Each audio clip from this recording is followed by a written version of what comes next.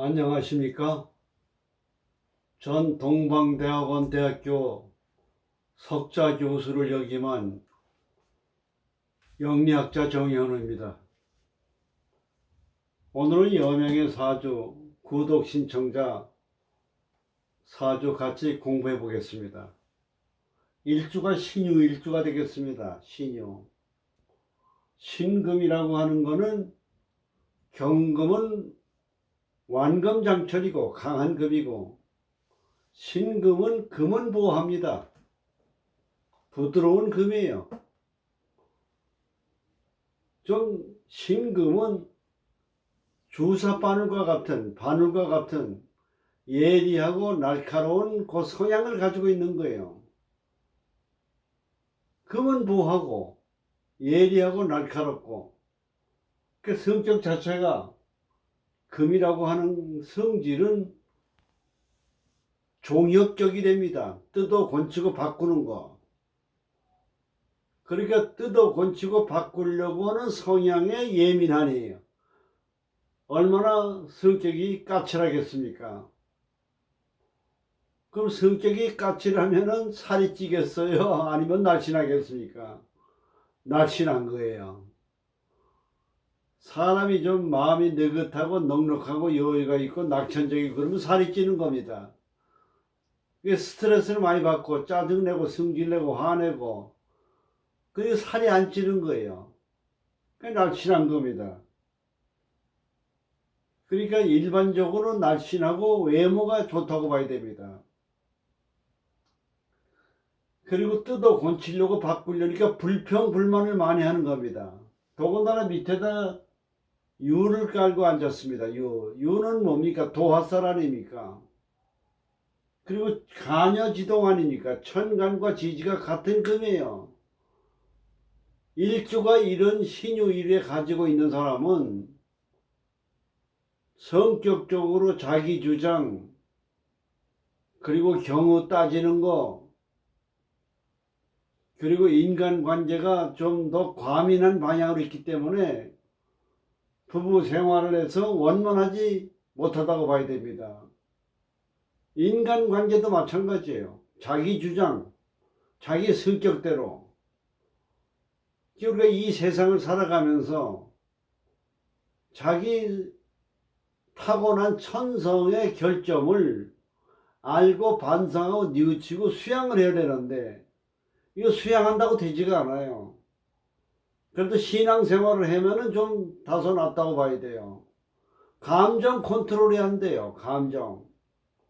지성인이라고 하는 거는 감정을 절제자제해야 되거든요. 아무리 흥분이 나고 성질이 내더라도 화를 내지 않는 성격, 그게 지성인이에요. 그게 어려운 겁니다. 그래서 유는 독점욕과 소유욕이 많으니까 인간관계가 원만하지 못하다. 그러니까 부부생활도 원만하지 못한 거예요. 그런 신유의 일주를 가지고 있습니다. 근데 금의 성질을 가지고 있기 때문에 아주 치밀하고 신중하기 때문에, 꼼꼼하기 때문에, 간호사라든지 한의사인 경우에는 침을 잘 놓는다고 봐야 돼요. 주사도 잘 놓는다고 봐야 됩니다. 간호사인 경우에 신유일에 태어난 사람은 주사를 잘 놉니다. 그리고 계산적이고 타산적이고, 그래서 이런 성향을 가지고 있는 것이 신유일주라고 볼 수가 있겠습니다. 유는 도화살이고, 유가 묘를 만나면 상충이 됩니다. 유가 인을 만나게 되면 원진살이 됩니다. 호랑이, 인유, 원진이 됩니다. 원진년. 그래서 오늘 요 사주를 을축, 기묘, 신유, 임진에 대한 사주를 같이 한번 공부해 보겠습니다. 신유 일주에 시상의 상관을 놨습니다. 상관, 시상상관. 시상상관이면은 문서에 나와 있습니다. 당전사환이라는 거예요. 당전은 뭐냐? 집 앞에서 문전복배 인사하고 절하고 안녕하세요 어서 오세요 또 오세요 이런 직업을 갖는다 그랬습니다. 그러니까 화력의 마담 기생팔자 여자인 경우에 시상상관이면 그럴 가능성이 높다고 보는 겁니다. 그리고 참고로 정화와 임수는 음란지압에 속하는 그 성질을 가지고 있어요. 그 정과 임이 있는 사람들은 좀 성욕적으로 이성 교제에 대해서 좀 개방적이다 이렇게 보면 되겠습니다. 그 다음에 여기 토생금 해가지고 인수가 있습니다. 인수는 이게 어머니가 되거든요. 어머니가 되고 이게 교육이 되는 겁니다. 공부하는 거가 되는 거예요. 근데 옆에서 목국토 되고 밑에서 목국토 당합니다. 그러니까 공부를 할 수 있는 기운이 극을 당했으니까 무슨 독서를 한다든지 책을 본다든지 공부한다든지 학문적인 거 하는 거는 거리가 멀다고 봐야 됩니다. 그리고 을이라고 하는 건 금극목 재물입니다. 재물인데 을축은 재성백호예요. 그 재물이 밑에 착근을 잘하고 묘에 뿌리를 내리고 있습니다. 그게 천간에 있어요. 그럼 이거 소문난 부자라고 봐야 됩니다. 더군다나 재물이 요 축에 딱 좋아하는 축토에 뿌리를 갖고 있으니 얼마나 돈이 많겠습니까? 재물운이 좋다고 봐야 돼요. 그리고 상관이 수생목 해주거든요. 그래서 이 사주는 재물운이 좋은 사주다 이렇게 봐야 되겠습니다. 격국은 뭐냐? 자오묘유는 일반적으로 자묘유는 격국을 세울 때 암장이 없기 때문에 바로 본기를 가지고 격국을 세웁니다. 그게 금극목이니까 뭐가 되겠습니까? 편적격이에요. 행재수를 얘기하는 겁니다. 재물이. 참 같고. 그 재물이 많기 때문에 돈에 대해서 목적의식을 가지고 가치관의 우선순위를 두는 거예요. 그러니까 뭘 해서 돈을 버느냐? 여러 가지 직업에 있어서 분야가 많잖아요. 근데 도하에다 재성이에요. 그건 유흥업 서비스업이에요. 유흥업.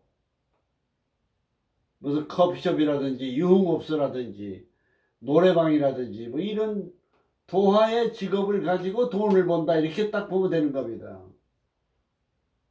그리고 요 묘가 축에 딱 축에서 묘가 축을 좋아합니다. 그래서 요 재물운이 좋은 환경을 가지고 있습니다. 근데 여기서 묘유충이 되어 있습니다. 묘유충. 그 부부관계는 뭡니까? 원진 묘유충 상충살이 있고 간여지동이고. 그런데 다행인 거는 요 까칠한 성격이 충을 만나면은 좀 그 성격이 완화된다고 봐야 돼요. 옆에서 금생수, 금의 기운이 좀 빠졌기 때문에. 그 상관은 뭐냐? 적응력이거든요. 그 인간관계에 적응을 잘한다고 봐야 돼요. 그러니까 자기 직업에서 돈을 버는 서비스 업종에서 친절하다 이렇게 봐야 됩니다. 까칠한 성격이면서도 이런 걸 잘 분석하셔야 돼요. 그게 묘유충이 되기 때문에 이건 뭐냐? 이건 부모궁과 충이 되어 있기 때문에 자수성가다 이렇게 보는 겁니다. 독립심이 강하다고 보는 겁니다. 그리고 사주를 이렇게 딱 볼 때 묘가 나무가 많기도 하지만은 유축금이 되고 진유금이 됩니다. 금이 굉장히 많은 사주예요. 금수가 많은 사주입니다. 이럴 경우에 운세 분석을 잘 해야 됩니다. 금수가 많기 때문에 목이 들어와도 괜찮다고 봐야 돼요. 왜 그러냐? 금이 많기 때문에요. 또 묘월에 태어났기 때문에 금이 들어와도 조후용신이 되기 때문에 또 좋다고 봐야 돼요. 그 운세가 전천으로 봐야 됩니다. 일반적으로 봤을 때 사오미 대운에서 조후용신으로 봤을 때 일반적으로 운이 그렇게 썩 좋다고 볼 수는 없습니다. 그래서 조후용신으로. 근데 사주는 금극목 신약사주이지만은 또 신강사주도 될 수가 있습니다. 지금 몇 살이냐면 39세에 개미대운에 들어와 있습니다. 그러면 개미대운은 식신이거든요. 수생목 해주잖아요. 재물운이 좋다고 봐야 됩니다. 그 다음에 미는 묘미 목이 되거든요. 금이 왕하니까 재물을 감당합니다. 조후용신으로는 미혼이 돼서 안 좋다고 볼 수가 있지만 재물운이 좋은 운세다 이렇게 볼 수가 있습니다. 그래서 이 사주는 유흥업소를 해서 돈을 벌도 부자가 되는 그런 사주다 이렇게 볼 수가 있겠습니다. 그래서 이 사주가 갑이나 을이 들어왔을 때는 어떠냐? 금극목이 되기 때문에 조후로서는 안 좋지만 금이 많기 때문에 재물을 감당합니다. 그러나 재물을 감당하지만 운세는 조후로 봤을 때 좋지 않기 때문에 좀 어려운 상황에 직면할 수 있다고 봐야 됩니다. 병화 이 사주의 특징이 하나는 뭐냐? 여자에게는 관이 신금에게는 불이 됩니다. 화가 돼요. 그러니까 화가 되게 되면 병신수가 되고 병임충이 됩니다. 그러니까 병화가 들어오면 합도 안 되고 충도 안 돼요. 그래서 관이 들어오면 굉장히 좋다고 봐야 됩니다. 왜냐? 금이 많기 때문에.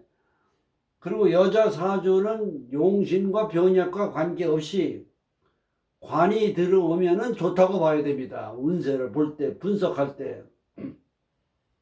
이 사주는 관이 없어요. 암장에도 관이 없습니다. 화가 없어요. 이게 무을계 관이. 그럼 무관성 사주입니다.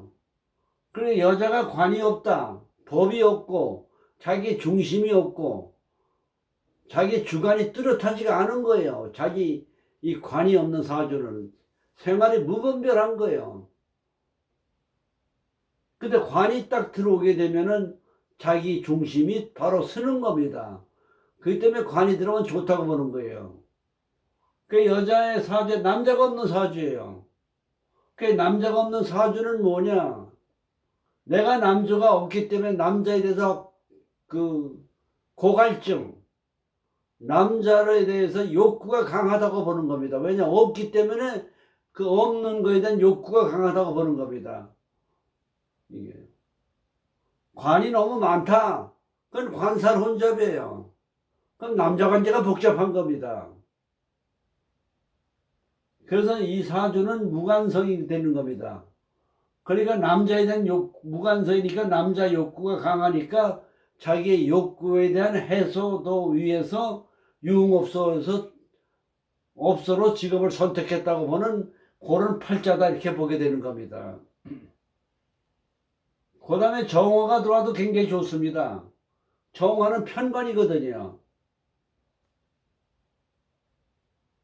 그 다음에 병적 무와 기토 토가 들어오게 되면은 이 사주가 토가 들어오게 되면 토는 금을 생해주거든요. 그 신약사주니까 나에게 도움도 되지만은 토는 뭐냐? 인수가 되기 때문에 재물로는 좀 힘들다고 봐야 됩니다. 인수, 무기는 그렇게 별반 좋다고 볼 수가 없습니다. 인수가 되면은 토가 들어오면 이 목의 기운이 뿌리를 내릴 수도 있다고 볼 수가 있지만은 금이 좀 너무 왕해지기 때문에 토생금 해주면은 인수는 재를 극하기 때문에 그래서 좀 어렵다고 봐야 됩니다. 무기는. 경신대우는 금이 많기 때문에 좀 규모를 넓히다가 비견금이 많아지면 제 손재수가 있을 수가 있습니다. 비견금은 좀 조심해야 된다고 봅니다. 임수나 개수가 들어오게 되면 굉장히 좋다고 봐야 됩니다. 식신생계로 돌기 때문에. 금이 왕하는 게 뿔리거든요. 그리고 통관이 돼버려요. 금생수 수생목으로. 그럼 모든 게 막힌 게 풀려버립니다. 그러니까 이 사주는 특이한 사주이기 때문에 해석을 그렇게 해야 됩니다. 인이 들어왔을 때는 어떠냐? 인묘진사할 때 인이 들어왔을 때는 금금이니까 재물운이 좋습니다. 왜냐? 비견금이 많기 때문에. 묘 역시 좋습니다. 진술 충미는 토가 들어왔을 땐 좀 여러 가지로 고전한다고 봐야 돼요. 화가 들어오면은 사오는 굉장히 좋다고 봐야 됩니다. 관이 되기 때문에, 무관성 사주에 관이 들어오기 때문에. 신유가 들어왔을 때는 비견금이 많기 때문에 죄를 극하거든요. 요 목을 극한다 말씀이에요. 그건 좀 어렵다고 봐야 되죠. 해자는 굉장히 지지별로 좋다고 봐야죠. 그리고 이 사주에 공망 보는 법을 하나 말씀드리겠습니다. 공망을 보는 법은 요 신유에서 일주에서 갑을병정의 신유에서 개자가 나오는 데까지, 그러니까 신유술해가 나오면은 신유술해가 나오면 해 다음에 갑 아닙니까?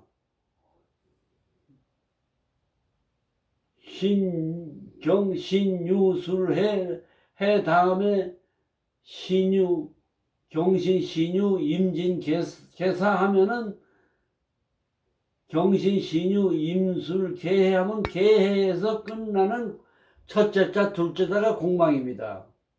그러니까 신유 임술 개니까 자축이 공망이 되게 되는 겁니다. 그게 축이 공망이에요.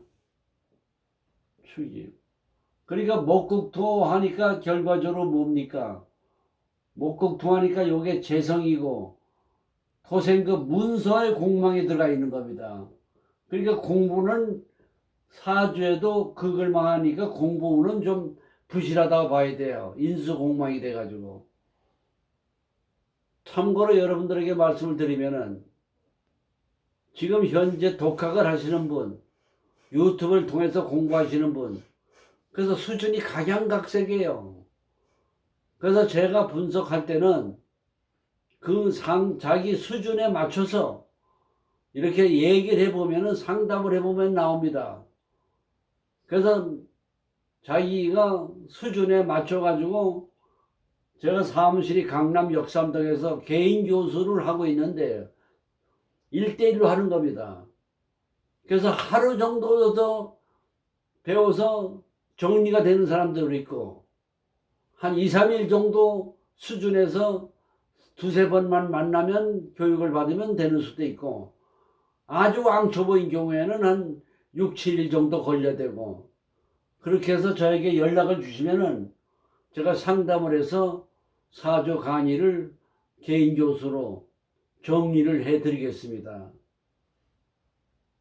그래서 오늘은 구독 신청자 사주를 감명했습니다. 그래서 천간별로 운세 흐름을 말씀을 드렸고 직업의 성격 그리고 체질은 봄에 태어나기 때문에 검정색 하얀색이 좋습니다.